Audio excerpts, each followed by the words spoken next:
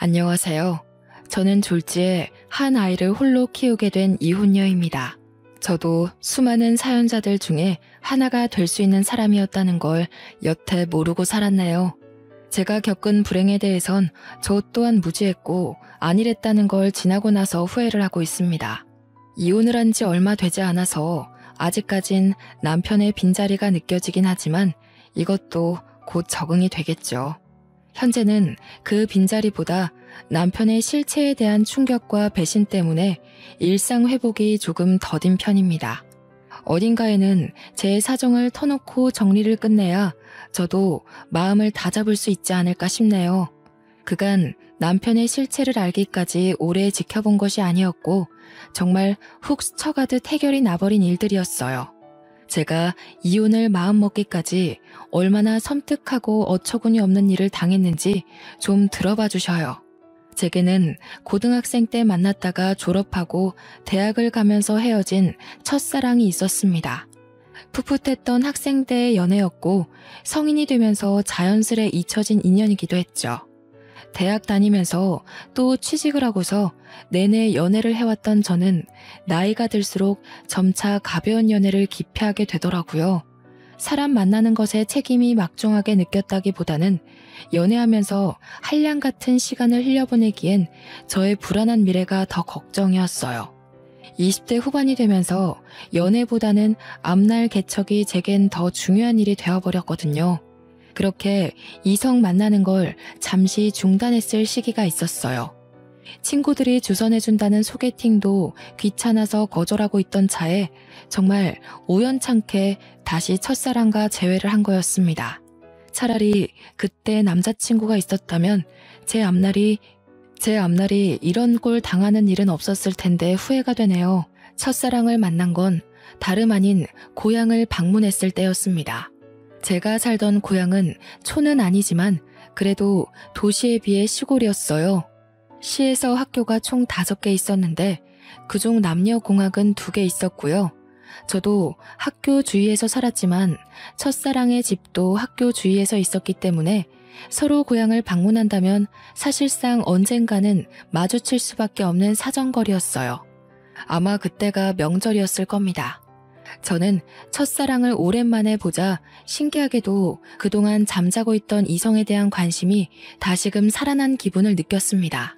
싫어서 헤어진 게 아니기 때문에 저희는 과거의 인연을 반기며 어색하게 인사를 나눴던 걸로 기억해요. 서로 예전 연락처가 그대로라서 휴대폰에는 늘 저장이 되어 있었거든요. 그래서 인사랑 간단한 안부만 묻고 헤어진 그날 밤, 명절날 밤 첫사랑한테서 술 한잔 하자고 연락이 왔어요. 고등학교를 졸업하고 서로 대학 생활을 응원하며 헤어졌던 저희는 그렇게 인연을 다시 시작하게 되었죠. 예전 인연인 걸 떠나서 어떻게 보면 고등학교 동창인 셈이기도 하잖아요. 다시 만났다 보니까 나눌 이야기도 많고 함께 그릴 어린 시절 추억도 꽤 많더라고요.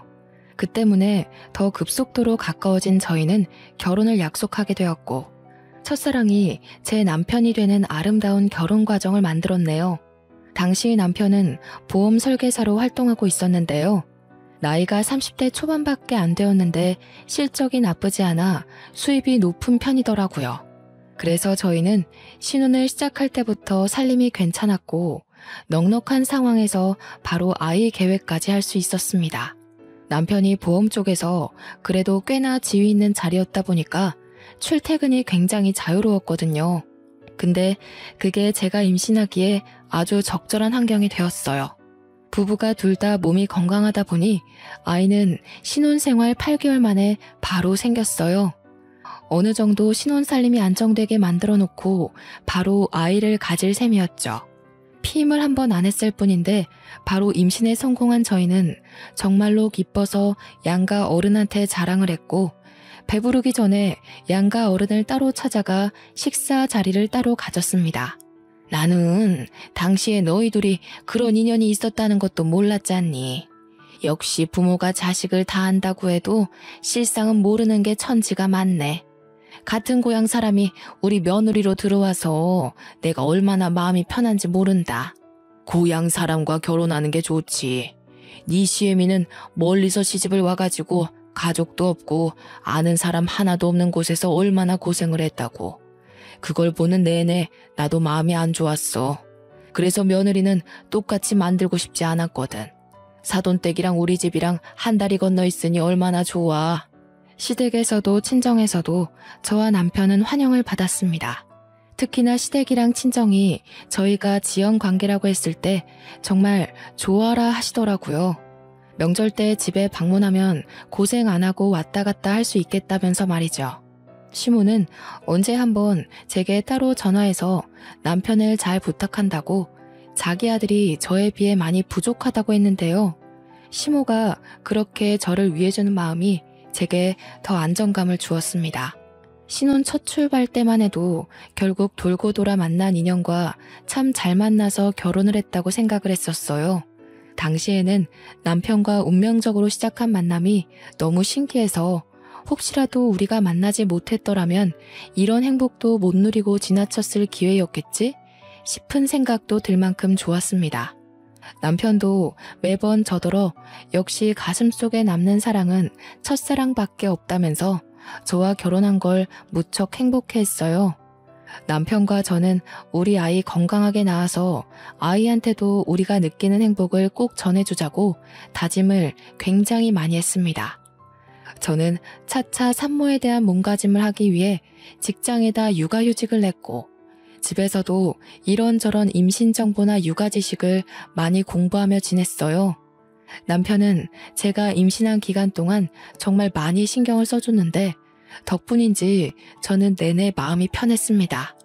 명색이 산모인데도 입덧 한 번 하지 않고서 다른 산모들에 비해 나름 편하게 보냈죠.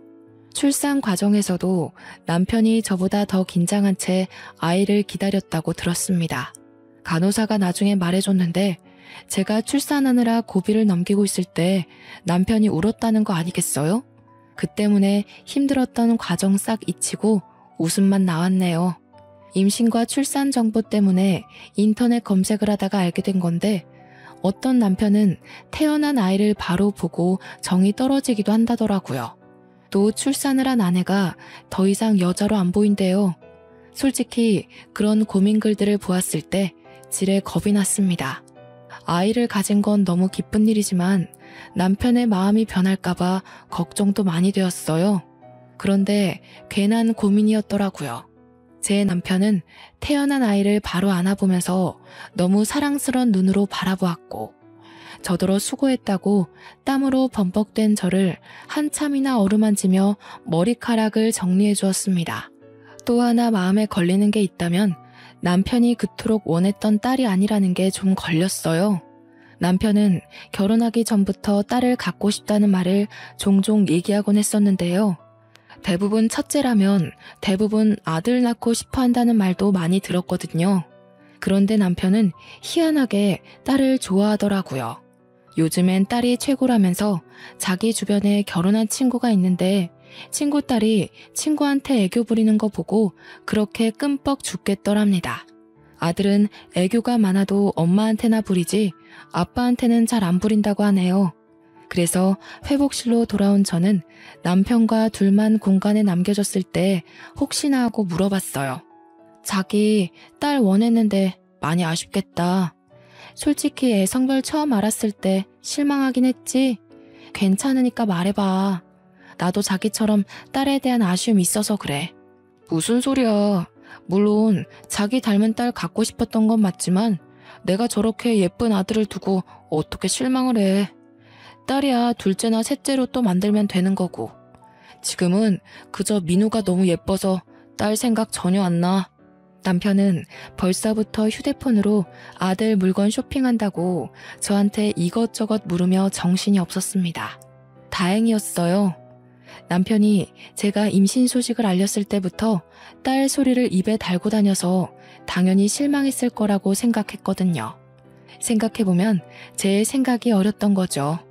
세상에 어느 부모가 자기 원하는 성별의 아이가 안 태어났다고 실망을 하겠습니까? 남편을 보는 제 마음이 너무 작은 그릇이었나 봅니다. 어느덧 나이가 3살이 되고 아들이 어린이집을 가게 될 시점에 제가 직장에 복귀를 하려고 했습니다. 그런데 남편이 무슨 소리 하냐면서 극구 말리더라고요. 벌이가 아쉬운 것도 아닌데 왜 벌써 일하려고 해? 돈은 내가 뼈 빠지게 벌어올 테니까 당신은 당신 몸이랑 아이 생각만 해. 이때만 해도 제가 전생에 무슨 큰 공을 세웠길래 이리 훌륭한 남편을 얻게 되었는지 하늘에 감사할 따름이었습니다. 남편은 그동안 제게 신경을 쓰느라 고객 관리에 소홀할 수밖에 없었는데 그걸 몰아서 처리하느라 갑자기 바빠졌어요. 남편 출퇴근이 되게 자유롭다고 말씀드렸잖아요. 그 때문에 남편은 오로지 고객 시간에 맞춰주느라 자정돼서 집을 나서기도 했습니다. 아이가 어린이집을 다니면서부터 남편이 유독 자정부터 새벽을 들락날락거리다가 아침에 기절하는 경우가 많았어요. 남편이 이렇게 바빠지니 문득 제가 임신한 기간 동안 남편이 정말 일 대신 나한테만 신경을 써주는구나 하면서 미안하더라고요. 아무리 그동안 일에 소홀했다고 해도 그렇지 회사에서 사람을 이렇게까지 굴리면서 일을 시키는 게 좀 너무하다 싶었습니다. 그래서 한 번은 남편한테 물어봤어요. 도대체 어떤 고객이길래 매번 사람을 새벽에 부르고 난리야? 아니, 자기 회사도 좀 너무한다. 그래도 대한민국 복지 요즘 괜찮아지고 있는 실정인데 무슨 이렇게 밤낮 없이 사람을 뛰게 만들어. 아, 몰라. 진짜 피곤한 사람이야. 그동안 일 게을리했으니까 벌 받는 게 마땅하지. 내가 또 좀 잘하는 보험사야? 당신 남편이 고객한테 얼마나 인기 많은 직원인지 모르지? 당신이 무슨 돈 버는 기계도 아니고 어떻게 조정 안 돼? 아무리 그래도 사람이 새벽엔 잠을 자야지. 괜찮아. 나 아직 젊잖아. 한참 젊을 때 바싹 벌어놔야 우리 민우 나중에 하고 싶다는 거 다 시켜주지. 민우만 잘 커주면 나 24시간도 뛸 수 있어. 형편이 어려운 상황도 아닌데 이렇게 부지런한 남편을 보니까 굳이 이러지 않아도 되는데 싶었습니다. 하지만 온전히 남편의 일이었고 제가 감히 터치할 수 있는 영역이 아니라고 생각했어요. 또 남편이 아들 위해서 열심히 일을 하고 애쓰는 건데 거기다 대고 일하지 말고 쉬라고 말릴 수도 없는 격이었고요. 그래서 저는 걱정 대신 내조에 신경을 잔뜩 쓰기로 결심했습니다. 남편이 좋아하는 음식과 기력을 보충할 수 있는 요리를 하루에 한 번씩은 꼭 밥상에 올렸어요.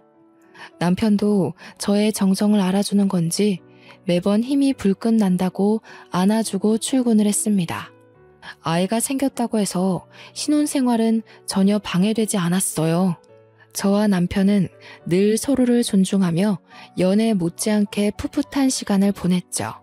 3살의 어린이집을 입학했던 아이가 어느새 5살이 되었을 무렵 저는 첫 학기 학부모 상담이 있어서 아이 하원보다 일찍 어린이집을 방문한 적이 있었습니다. 원장실을 먼저 찾아갔는데 원장님이 다른 학부모와 상담 중이더라고요. 저를 보고 반갑게 인사를 해준 원장님은 잠깐만 기다려달라며 양해를 구하곤 자리를 안내해 주셨습니다. 원장님이 마련해준 다른 테이블에 앉아 차를 한 잔 마시며 우리 아들 새 담임 선생님을 기다리고 있었는데요. 원장실이 워낙 조용하다 보니까 자꾸 남이 하는 상담이 귀에 들어오는 겁니다. 듣자 하니 상담 중인 아이는 이번에 새로 입학하게 될 아이 같았어요. 아빠가 없는 듯 했고 이번에 3살 반으로 들어오려고 입학 상담 중이었습니다. 슬쩍 보니까 딸아이 하나가 엄마 옆에서 혼자 장난감 가지고 얌전히 놀고 있더라고요. 아들도 무척 사랑하지만 저도 딸에 대한 로망이 있기 때문에 자꾸 눈길이 갔는데요. 그러다 아이랑 눈이 마주쳤는데 아이가 동그란 눈으로 저를 한참이나 쳐다보더라고요. 양갈래하고서 분홍색 체육복을 입고 있는 딸아이가 너무 귀여워서 손인사를 해줬더니 아이가 쑥스러워하며 모른 척하다가 다시 저한테 관심 주기를 반복했습니다. 아들만 있다 보니까 딸이 어떤 느낌인지 참 궁금했는데 확실히 아들과는 또 다른 두근거림이 있더군요. 저는 테이블 위에 있는 토끼 볼펜으로 그 아이를 유혹했고 딸아이는 한참 제게 관심을 두고 있다가 곧 의자에서 내려와 제게 다가왔습니다. 정확히는 제가 들고 있는 볼펜에 관심이 있었던 거겠죠. 저는 가까이 다가온 그 아이를 안아서 무릎에 앉히며 토끼 볼펜을 쥐어줬어요. 아이고, 너무 이쁘게 생겼다. 엄마가 머리 묶는 솜씨가 좋구나. 어쩜 이렇게 복숭아같이 예쁠까? 우리 아가는 이름이 뭐예요? 제 말에 아이는 토끼 볼펜에만 신경을 두면서 민주라고 대답했습니다. 벌써부터 말도 곧잘하는 게 딱 봐도 똑 부러진 아이로 클 것 같더라고요. 민주라. 제 아들 이름이 민우이다 보니까 같은 민돌림이라는 생각에 더 정감이 갔어요. 민우라는 이름은 제 이름이 지민이고 남편 이름이 주우인데 저희 이름 끝자리만 따서 만든 이름이거든요. 만약 둘째, 셋째까지 낳게 된다면 남편이 제 이름을 따서 민자 돌림을 하자고도 했습니다. 그런데요, 민주를 계속 구경하고 쓰다듬다 보니까 문득 오묘한 기분이 들기 시작하더라고요. 민주라는 이름 때문에 막상 우리 아들 생각이 나서 아들 얼굴이 같이 떠올랐는데요. 좀 착각일지 모르겠으나 어딘가 모르게 이 딸아이와 우리 아들이 좀 닮은 것 같은 느낌이 드는 거 아니겠어요? 물론 세상에 비슷한 아이 많으니까 그러려니 하려 했습니다. 애들은 자라면서 얼굴이 달라지니까요. 하지만 그게 한번 신경 쓰이기 시작한 후로 저도 모르게 상세히 민주 이목구비를 뜯어보게 되었는데 쌍꺼풀 없는 눈매도 그렇고 콧볼 모양도 그렇고 한쪽만 보조개가 들어가는 것도 그렇고 왠지 먼 사촌이라고 해도 사람들이 수긍하겠다 싶은 거 있죠. 원장님과의 상담이 끝났는지 민주의 엄마가 아이를 찾다가 곧 제 품에 있는 아이를 보고서 죄송하다고 사과를 하며 애를 데려갔습니다. 아니에요. 민주가 너무 귀여워서 제가 불렀는걸요. 애가 어쩜 이렇게 이쁜지 모르겠어요. 저도 딸 하나 낳고 싶었는데 민주 보니까 더 그러네요. 이번에 입학하시나 봐요? 네, 제가 둘째를 가졌는데 그럼 첫째를 제대로 봐주기 어려울 것 같아서요. 웬만하면 5살쯤에 어린이집 보내고 싶었는데 애 아빠가 출장이 잦아서 안 되겠더라고요. 아빠가 없는 줄 알았는데 그게 아니라 기러기 가장인 것 같았어요.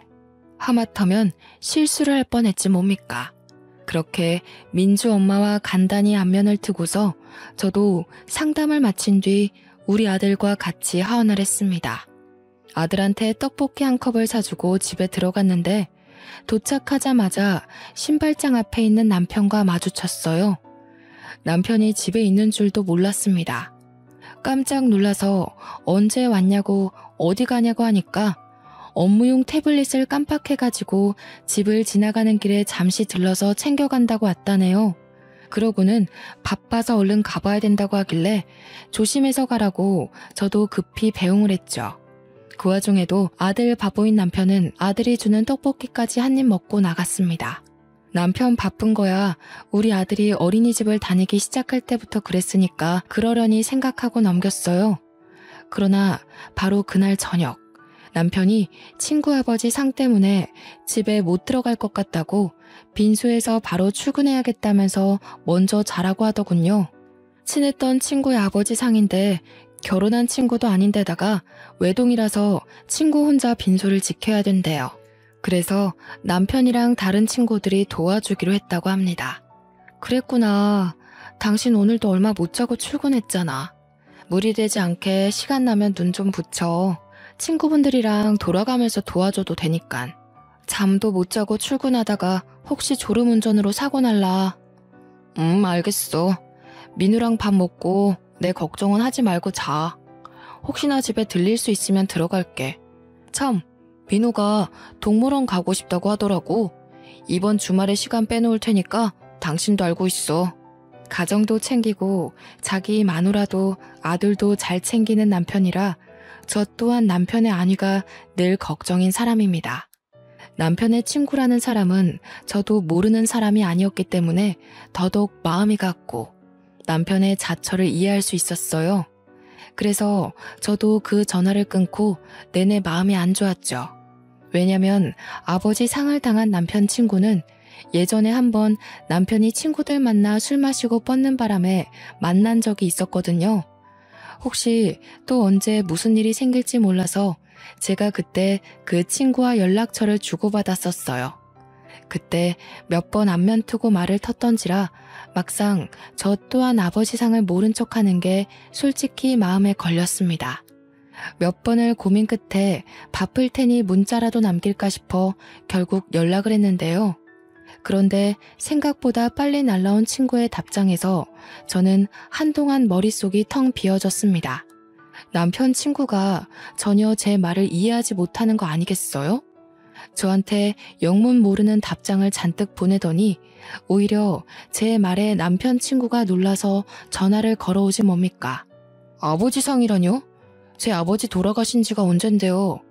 어디서 갑자기 그런 말을 들으셨어요? 설마 형준이 그 자식이 그래요? 당황한 저는 남편 친구에게 말을 버벅대며 상황을 설명해 주었습니다. 그랬더니 남편 친구가 오히려 당황하면서 나중에 다시 전화 주겠다고 끊어버렸어요. 그러곤 시간이 지나도 연락이 안 왔습니다. 혹시나 싶어 남편한테 전화를 걸었더니 통화 중이더라고요. 한참 나중에 남편 친구에게 날라온 문자에는 제 남편이 자기 아버지 상이 아니라 다른 친구 아버지 상을 착각해서 말한 것 같다는 내용이 나열되어 있었습니다. 얼마나 정신이 없으면 이런 걸 헷갈릴 수 있는 건가요? 남편의 착각이 이해되지 않아서 남편 친구 문자에 답장을 못하고 있었으나 결국엔 믿을 수밖에 없었습니다. 제가 이걸로 물고 늘어지면 상을 당한 친구의 입장도 난처할 거 아닙니까? 친한 친구의 아버지가 돌아가신 거니까 정신이 없었을 수도 있겠다 생각하며 그렇게 최대한 애써 이해하는 쪽으로 마음을 다잡고 있던 중이었습니다. 그때 아들이 태블릿 하나를 들고 오면서 게임 틀어달라고 졸랐는데요. 그 태블릿은 남편이 업무 볼 때 늘상 들고 다니는 거였어요. 저는 남편 친구한테 죄송하다는 문자를 쓰다 말고 놀라서 아들을 잘 설득해 태블릿을 다시 빼앗았습니다. 그런데 남편이 분명 낮에 태블릿 챙겨간다고 집에 들렸지 않습니까? 어째서 이게 아들 손에 있는 걸까요? 남편이 쓰는 태블릿은 이거 하나인 걸로 알고 있는데 남편이 집에서 챙겨갔다는 기계는 뭘까요? 그날따라 이해 안 되는 남편의 태도가 많았습니다. 때마침 번쩍하고 켜진 태블릿 화면에는 저는 깜짝 놀라고 말았습니다. 웬 아이 얼굴이 있었는데요. 당연히 그 사진의 주인공은 우리 아들이었어요. 그런데 제가 놀랐던 건 잠금 화면이 아니라 내부 화면이라는 거죠. 손가락으로 살짝만 건드려도 잠금 화면이 넘어가는데 남편은 귀찮아서 기기에 잠금을 걸지 않거든요. 그렇게 쉽게 잠금 화면을 열고 다시 들어갔더니 우리 아들이 아닌 웬 어린 여자아이의 사진이 담겨 있는 겁니다. 그 여자애는 제가 어디서 유심히 봤던 아이의 얼굴이었어요. 바로 낮에 원장실에서 봤던 민주라는 딸아이였죠. 이 아이 사진이 왜 여기 있을까는 제게 긴 고민이 되지 않았습니다. 민주 사진을 보자마자 민주의 얼굴이 다시 떠올랐는데 왜 그렇게 정감이 가고 익숙한가 했더니 우리 아들이 아닌 제 남편과 이목구비가 똑 닮은 거 아니겠습니까? 그걸 깨닫는 순간 제 머릿속 회로는 남편의 모든 모습을 의심하기 시작했고 온몸의 털이 바짝 솟았습니다. 대체 이게 무슨 의미일까요? 왜 제 남편과 이 여자애가 닮았으며 왜 남편 태블릿에 이 딸아이의 사진이 저장되어 있는 거죠? 민주는 저도 낮에 어린이집에서 본 게 처음이었어요. 남편이 민주 사진을 갖고 있다는 건 저보다 더 먼저 민주를 알고 있어야만 가능한 일이지 않습니까? 그 사진만 바라보며 멍청하게 서 있던 저는 머릿속에 떠오르는 또 다른 사람, 민주 엄마를 생각하자 출장을 많이 간다는 민주 아빠의 존재가 설마 내 남편은 아닐까 하는 의심이 들기 시작했어요. 한번 꼬리를 문 의심은 걷잡을 수 없이 번져갔고 저의 온 머릿속을 지배하고 말았습니다. 저는 남편 곁에서 언뜻 봤던 고객 정보 데이터를 찾아 들어갔어요. 민주 엄마의 이름을 모르니까 수많은 정보를 뒤져도 찾기가 쉽지 않더라고요. 그러다 정말 기가 막히게 제게 하나의 목록이 눈에 들어왔는데 아기 실비보험으로 등록된 민주 이름이었습니다. 그걸 눌러보니 아이 개월수상 제가 알고 있는 그 민주가 맞는 듯 했어요. 저는 그걸 휴대폰으로 찍고 그곳에 적힌 주소를 당장 찾아갔습니다. 어처구니 없었던 건 주소가 참 익숙하더군요. 이 여자 동네가 우리 고향이지 뭡니까? 심지어 제가 학교 다닐 때 지나가면서 많이 봤던 그 아파트더라고요. 저는 친정에 먼저 들려서 아들을 맡기고 그곳을 찾아갔습니다. 경비가 없는 아파트였기 때문에 여자 집 대문 앞까지 들어온 건 어려운 일이 아니었어요. 하지만 막상 초인종을 누르는 게 겁이 났습니다. 당시에는 이걸 누르는 순간 행복했던 제 결혼 생활이 산산조각 날게 두려웠거든요. 눌렀는데 만약 진짜 남편이 여기서 나오면 어쩌나, 친구 아버지 상을 당했다는 게 거짓이면 어쩌나, 그럼 나랑 내 아들은 앞으로 어찌 살아가야 하나 여러 가지 걱정이 들면서 눈앞에 닥친 현실을 부정하려고 망설였던 것 같아요. 그때 안에서 사람이 나오려는지 문 앞에서 웅성대는 소리가 들렸는데요. 쓰레기 버리는 걸로 어쩌고 저쩌고 대화를 나누는 중이었습니다. 저는 문과 가까워진 그 목소리에서 이미 마지막 남은 희망을 모두 내던져 버렸어요. 그리곤 곧바로 열린 문 안을 통해 피하고 싶던 현실을 확인하게 되었죠. 악 하고 볼품없게 소리 지른 남편이 진심으로 놀라 나자빠지는 거 아니겠습니까? 더 안쪽에서는 무슨 일이냐며 뛰쳐나온 여자가 하나 있었는데요. 바로 민주 엄마였습니다. 민주 엄마는 유부녀 같지 않게 야시시한 잠옷을 입고서 민주를 안고 있었어요. 보아하니 민주가 감기라도 걸린 건지 아픈 것 같더군요. 민주 엄마 손에는 저번 달에 우리 아들이 아픈 바람에 급하게 샀던 노란색 체온계와 같은 게 쥐어져 있었어요. 그제야 저는 남편이 태블릿 핑계로 몰래 집을 왔다가 불이 나게 나갔던 이유를 알았고, 친구 아버지 상을 핑계로 집에 못 들어온다는 말까지 이해가 되었습니다. 그 모든 게 다 불륜을 저지르고 있었기 때문인 거예요. 어떻게 여기를... 여보, 그러니까 이게 있잖아. 저 사람은 내 친구 동생인데 친구가 같이 있다가 잠깐 앞에 담배 피러 갔거든? 어떻게 네가 나랑 민우를 두고 이런 짓을 벌일 수가 있어? 너는 여기가 장례식장이니? 네가 나한테 뭐라고 거짓말했는지도 까먹은 거야? 아, 장례식장, 그건 다른 친구고 빈소에서 잘 수가 없어서 친구 집에 따라온 거야. 오해하지 마. 나중에 진짜 친구 들어올 거야. 전화해 줄까? 넌 나를 호구로 보는구나. 이 상황에서도 잔머리 굴릴 생각밖에 없어? 너 같으면 이 상황에 네 변명이 신빙성 있다고 생각하니? 오해라고 설득하고 싶으면 저 아이랑 너 친자검사부터 해보지 그래? 뭐? 뜬금없이 친자검사를 왜 해? 내가 저 아이랑 그런 걸 해야 하는 이유가 없잖아. 설마 저 애가 내 아이라고 생각하는 거야? 여보, 나 그런 사람 아니야. 그래도 명색에 한 입을 덮고 산 부부인데 내가 네 이목구비 하나 못 알아볼까봐 유전자라는 게 참 무서워. 저렇게 버젓이 증거를 드러내주니까 말이야. 남편을 밀치고 집 안으로 들어간 저는 그때부터 브레이크 없는 자동차처럼 발짓만 했습니다. 신발까지 신고 들어간 저는 민주의 물건을 찾기 위해 집안 물건을 뒤지며 돌아다녔어요. 그러자 민주를 내려놓은 민주 엄마가 다짜고짜 저를 쫓아와서 제 팔을 붙잡으며 막아섰습니다. 뭐 하시는 거예요? 신발을 신고 들어오면 어떡해요? 기본적인 예의도 없어요? 그쪽 남편이 오해라고 얘기했잖아요. 경찰에 신고하기 전에 당장 나가요. 예의? 그쪽은 예의가 있어서 가정 있는 남자 꼬드겨 애를 낳았습니까? 뻔뻔하게 감히 유부남 끌어들여서 살림을 차려요. 보아하니 직장도 없는 것 같은데 생활비도 다 제 남편이 대줬나 보죠?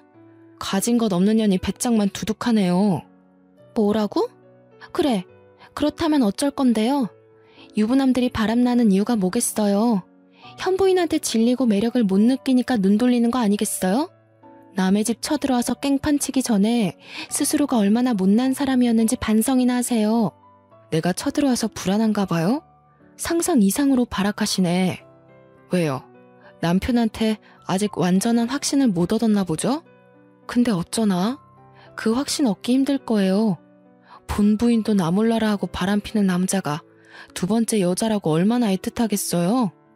뻔뻔하게 불륜을 대단한 권위인 것처럼 떠벌리는 상간녀를 보니 어처구니가 없었습니다. 우선은 제 귀로 불륜이라는 걸 확실히 들었으니 민주와 제 남편의 친자 확인만 하면 되었기에 저는 상간녀를 무시하고 욕실로 향했어요. 민주 칫솔로 보이는 작은 걸 가지고 바로 나왔죠. 그러자 상간녀가 제 손에 있는 걸 빼앗으려고 저를 붙잡더라고요. 저는 그대로 상간녀의 뺨을 후려치며 넘어뜨렸습니다. 애 생각해서 이 정도만 손 쓰는 줄 아세요. 불륜녀라니 애한테 부끄럽지도 않아요? 당신들이 잘못한 일을 왜 아무것도 모르는 저 어린아이가 감당하게 해요? 어른으로서 쪽팔린 줄 알아야지. 그래봤자 형준 씨는 우리 민주를 더 좋아해요. 형준 씨가 우리 민주를 얼마나 끼고 도는지 모르죠? 당신 집에 아들밖에 없으니까 귀가할 맛이 안 난다고 그럽디다. 아, 그래요? 딸 이름이 민주라고 했죠? 근데 그거 아시나 모르겠네. 제 아들 이름이 민우인데 제 이름 지민이랑 남편 이름 주우를 따서 지은 이름이거든요. 혹시 남편이 먼저 나서서 민주라고 짓자 하지 않던가요? 보니까 그것도 내 이름이랑 남편 이름을 따서 만든 이름 같은데요. 사실 이건 확실한 정보가 아니었고 단지 제가 어림잡은 추측이었지만 놀랍게도 제 말이 진짜인가 보더라고요. 다른 건 모르겠고 남편이 민주라는 이름을 고집했다는 것만큼은 사실 같았습니다. 상간녀가 눈에 핏줄이 설 정도로 울음을 참으면서 남편을 째려보는데 그 모습만 봐도 제 추측이 맞다는 걸 알겠더군요. 그러나 잔머리 좋은 남편은 상간녀 눈빛 다 무시하고 구석에서 몰래 머리를 굴리고 있었습니다. 상간녀와 자신의 딸 아니보다 저한테 소송당해서 명예에 실추될 걸 걱정하고 있었나 보더라고요. 제가 상간녀와 말씨름을 끝내고 대문으로 향하자 대문 곁에 서 있던 남편이 저를 붙잡았습니다. 여보, 내가 설명할게. 제발 이러지 마. 우선 앉아서 얘기해 볼래? 아니다, 집에 가자. 내가 집에 가서 제대로 말해줄게. 당신이 생각하는 그런 사이 정말 아니거든? 응? 현장이 다 발각된 상황에서 어처구니 없게도 남편이 상간녀를 외면하는 작전을 펼치는 거 아니겠습니까? 저는 그대로 남편 머리채를 잡아당겼고 머리카락을 몇 개를 잔뜩 뜯어냈습니다. 여기서 저 아이가 네 자식이라고 판정나는 순간 너는 인생 쪽날 각오해. 내가 무슨 수를 써서라도 네가 지금 누리고 있는 모든 걸 망가뜨려 놓을 거니까. 그대로 집을 나가려는데 남편이 계속 저를 붙잡으면서 이젠 무릎을 꿇고 사정하기 시작하더라고요. 그걸 상간녀가 나서서 남편을 제지했습니다. 그만해요, 형준 씨. 그냥 저 여자랑 이혼해버려요. 형준 씨 딸 갖고 싶었다면서요. 그 말은 저 옆편네 아들보다 우리 이쁜 민주가 더 소중하다는 거 아니에요? 그런데 민주 이름이 정말 저 여자 이름 따서 지은 거예요? 아니죠. 그것부터 말해봐요. 입 안 닥쳐요? 지금 그런 걸 따질 때예요. 상황 파악 좀 해요. 그쪽 때문에 내 인생 망하게 생겼잖아요. 나한테는 우리 민호만 있으면 된다고요. 둘은 보험사와 고객으로 맺어진 인연이라 그런지 여전히 존댓말을 쓰고 있었습니다. 민주 나이를 보면 둘의 관계가 3년이나 지속되었을 텐데도 똑똑한 남편이 상간녀와 계속 거리를 두고 있었나 봅니다. 그렇단 말은 저 상간녀랑 언제든지 끊어낼 준비를 하고 있었다는 건데 그렇다면 더더욱 애를 만들지 말았어야지. 불륜 과정에서조차 무책임했던 남편이 더없이 형편없게 느껴지더군요. 저는 다리를 잡고 안놔주는 남편과 상간녀 때문에 신경질이 나서 신발장에 내버려진 쓰레기를 주웠습니다. 쓰레기 봉지를 잡아뜯어서 둘에게 냅다 뿌려주고 집을 나왔어요. 모든 걸 지켜보면서도 울음 한 번 안 터뜨리던 민주와 마지막으로 눈이 마주쳤던 것 같은데 그 어린 딸아이가 놀랐겠지만 어쩔 수 없었네요. 그렇게 진행한 친자검사에서 역시 민주는 제 남편의 유전자를 받은 게 맞다는 결과를 받았습니다.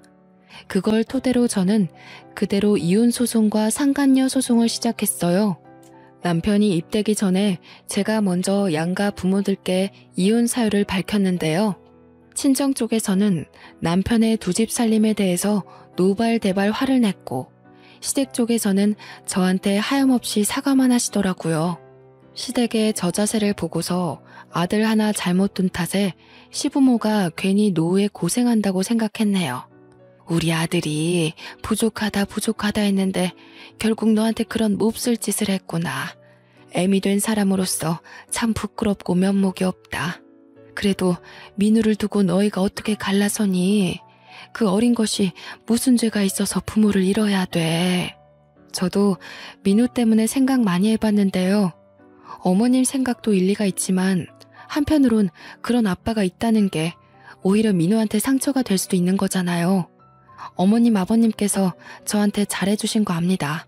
그래도 대놓고 저를 농락한 남편을 어떻게 믿고 살겠어요. 같은 여자로서 어머님이 제 마음 헤아려 주실 거라 생각할게요. 그날을 마지막으로 저는 시부모에게 오는 연락을 한 통도 받지 않았습니다.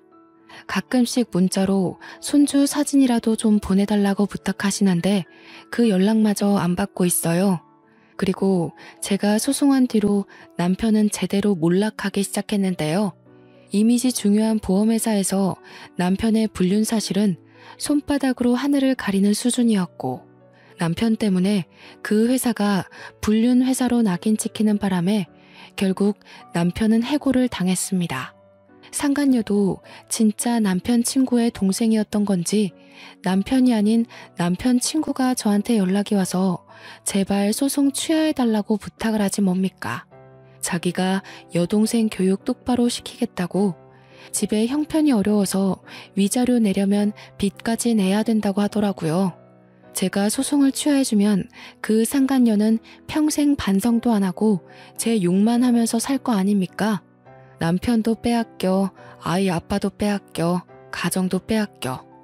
이 상황에 돈이라도 챙겨야 되지 않겠냐고, 욕심내는 사람 따로 있고 호구 잡히는 사람 따로 있냐고 했더니 남편 친구가 아무 말도 못하는 거 있죠.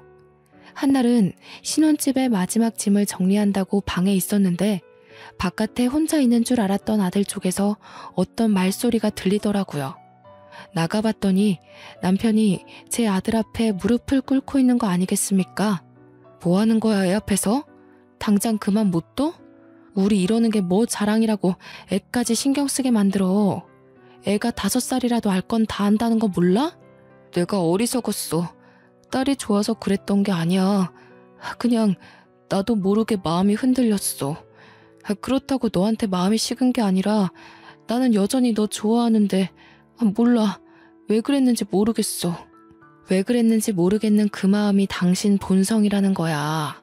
당신은 지금 아니더라도 언제든지 눈 돌렸을 사람이고 나도 민우도 그런 남편, 그런 아빠는 필요 없어. 마지막 짐을 담은 캐리어를 끌고서 아들을 데리고 그냥 집을 나와버렸습니다. 짐을 다 챙긴 건 아니었어요. 그렇다고 대단한 물건을 두고 온 것도 아니라서 미련 없이 나와버렸네요. 아들한테는 저와 남편이 이렇게 갈라서고 부딪히는 모습 최대한 안 보여주려고 했는데 혹시나 아들에게 큰 트라우마로 남는 건 아닐지 걱정이 되더라고요. 앞으로 이혼 가정의 아이는 어떻게 키워야 잘 키울 수 있을지 많이 공부해야 될 것 같습니다. 그렇게 저는 잔뜩 받은 위자료와 재산을 챙겨 아들 데리고 친정으로 갔어요. 참, 제가 유치원에 가서 우리 아들 퇴소 처리를 할 때 상간녀에 대해서도 원장님께 알려드렸거든요.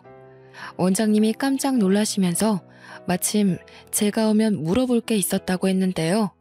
그렇잖아도 민주 어머님께서 아버님 전화번호라고 적어둔 연락처가 있었는데 희한하게 익숙한 번호더라고요. 그래서 찾아봤더니 민우 아버님 번호랑 똑같이 뭐예요. 저는 혹시 민우 아버님께서 번호를 바꾸시고 그 번호를 민주 아버님이 쓰시는 건가, 그런 생각까지 하면서 안 좋은 사실을 부정하려고 했거든요. 그랬군요. 정말 창피해서 고개를 들 수가 없네요. 원래 이런 사실은 소문 안 났으면 좋겠어요. 제가 민주 엄마 얘기를 해드린 건 혹시 민주 엄마로 인해서 다른 피해자가 생길까봐 그래요. 이미 민주 엄마가 입학 신청을 해버렸는데 제가 괜히 원장님 곤란하게 만들었죠? 곤란하긴요. 전혀 아닙니다. 용기 내서 말씀해 주신 거 감사해요. 괜히 묻어뒀다가 다른 학부모님들이 아시게 되면 그때 상황은 더 커지는 거잖아요. 원장인 입장에서 그렇게 둘 수는 없지요. 저는 마지막으로 담임 선생님과 인사를 한 뒤 유치원을 나왔습니다. 아이 유치원 졸업 때까지는 고향집에서 지내게 될 것 같은데 시댁이 그쪽에 있다 보니까 언젠가는 남편을 만나게 될 게 좀 불안하더군요.